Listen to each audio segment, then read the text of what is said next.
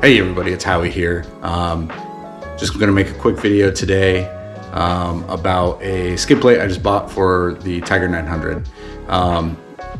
If you wanna like, subscribe, comment, do whatever it is you wanna do, feel free. I appreciate everybody watching the videos. But let's get into it. So I bought my Tiger 900 from a gentleman who had the crash guards and some other stuff for it, but not the skid plate. I am doing a class this coming weekend. What's up? Ah, The skid plate came in yesterday while I was at work, and now we got some free time to put it on. So we're gonna dive right into it. I'm gonna open the box. Skid plate is from T-Rex Racing. I really do like the skid plate, not the skid plates, but the crash bars that I have on the bike currently from them. They feel very heavy duty and robust. And in a couple of videos when I was out in the forest, I tipped the bike down and have no issues with it. So yeah, let's dig on into that box. All right, so here's our box from T-Rex Racing. We're gonna cut on into it with the green skull knife. It's full of skulls and it's so green, it's a zombie biohazard. Focus. I guess we're not gonna focus. Anyways, cheap gas station knife I got for my birthday from Brinker. Thank you, Brinker. All right. It feels dull, but whatever. And they did a pretty good job of taping this up. There we go. Remember, this isn't an unboxing channel, so I don't know what I'm doing. Close the knife for safety.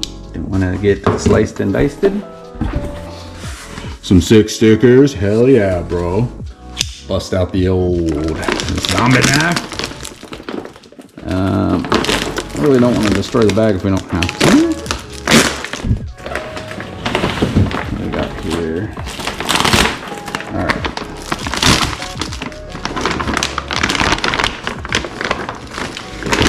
Pull this out. Oh yeah, look at that. The gentleman I bought the bike from, I think he originally had this exact same skid plate because he has the crash guards, and I have these guys already, or all of this stuff. So yeah, he just didn't have the skid plate. But it's whatever. That's kind of cool. We got spares now. The old gas station knife. Putting in work. Almost lost the zombie knife. The packaging is really good. It's about there's our dogs barking. The skid plate itself was $200, so I mean it's not exactly cheap. But it's also not the most expensive thing that I bought for the motorcycles. Nice. This thing is freaking cool. It's robust as hell, bro. All right. There she is. So, kind of hard to see on camera because I don't have good lighting in here. But it's pretty robust. All right, cool. We'll get this on the back. You know what I mean? So, if you're lucky like me, the guy I bought it from, like I said, already had a skid plate on it, so I don't have to take the pegs off to put this part in. Very nice. Also, it's later in the evening. I filmed that other portion in the morning, and it's darker now in the garage, and the light's not as bright, so I had to go grab a lamp. And now we're gonna start tearing into this and loosening up the road rash bars, whatever you want to call them, so we can get the other parts in.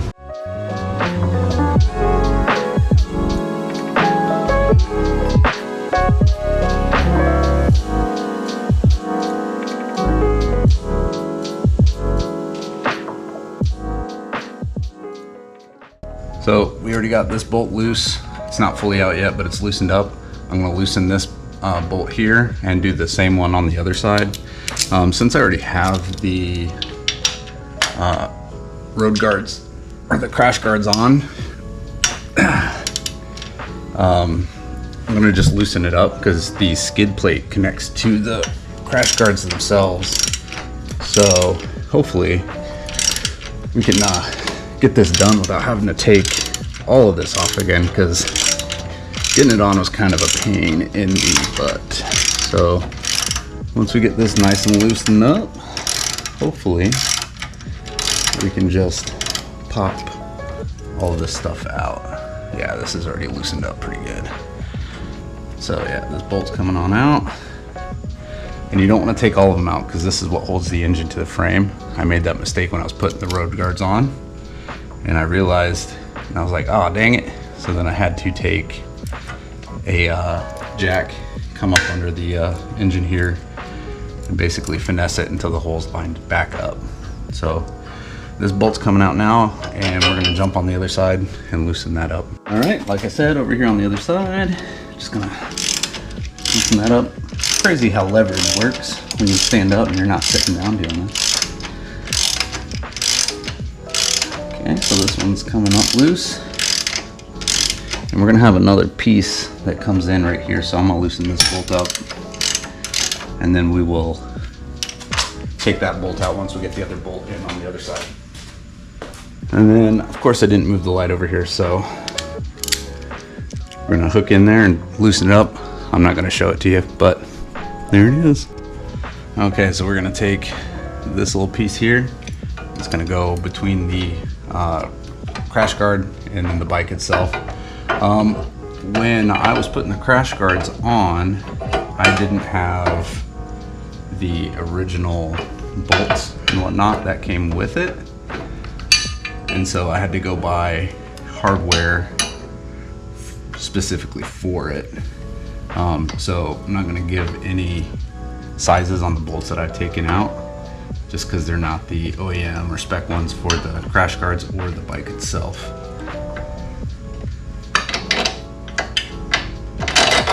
I'm gonna go in, and then this is a T10. All right, so I messed up on that last one. The T10 is the bolt. I thought of that after I said it, but it's gonna be a number 8 metric Allen key or hex key, whatever you want to call them. And we're just going to screw that in. It's going to go nice and hand tight. All right, so you're going to take this piece here, you're going to do the flat end because there's like a curved end, and it's going to go sandwiched between this piece and the engine itself. So like on the other side, we're just going to shimmy it up in just like that. Take our T10 bolt, put it on in there. Just gonna hand tighten it. I'll spare you the boring parts. So I'm gonna cut it in here with a little bit of voiceover, mostly because our air conditioner was running during this and it was really loud. But you're just gonna hand tighten these bolts into the skid plate onto the brackets that we had just placed in there. And now that I think about it, that last angle on the left side probably was not the best. So I'm sorry about that. But we're gonna line these up. I'm just gonna thread it. Nice and easy. Get out of here, mosquitoes. Nobody like you.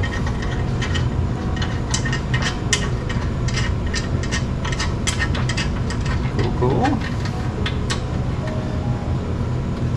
And we got our final hole, which naturally is not gonna line up. All right, we got to do some shimmy in here. We'll cut back in. All right, so we got this bolt on. I tried to take the peg off, or not the peg, but the whole peg assembly. I didn't get that. Could you try again? Oh, okay, Siri, thanks. Tried to take the peg assembly off, but I had this bolt here, and I was like, we'll just try to shimmy it as much as we can. We ended up being able to push it, put some pressure on it with my knee, and got a bolt in. So now we got all 4 bolts around the corners as directed by the manufacturer.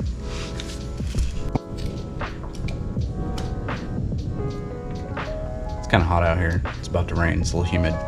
But now we just go through and tighten all the bolts up. Usually the torque spec, you're looking at 35 pounds. I believe it's 35 pounds. Don't quote me, but it's probably around there. So yeah, I'm just gonna go around and tighten all these up, and then we will have our skid plate on.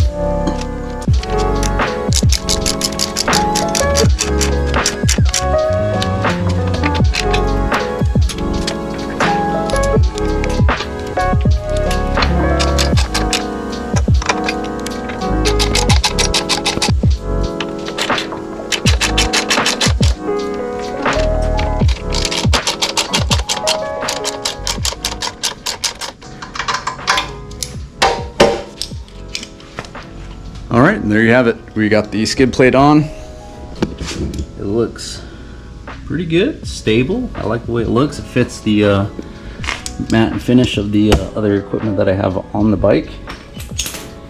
And I think we're ready for our adventure class. What's up? Ah, So yeah, if you liked the video, feel free to comment, like, tell me what I did wrong. I'll go back in the morning and torque everything to spec. It's just really hot and it's getting late now, so I'm gonna go take a shower and probably go lay in bed. All right, I hope you all have a good night. Stay safe and we'll see you on the next ride.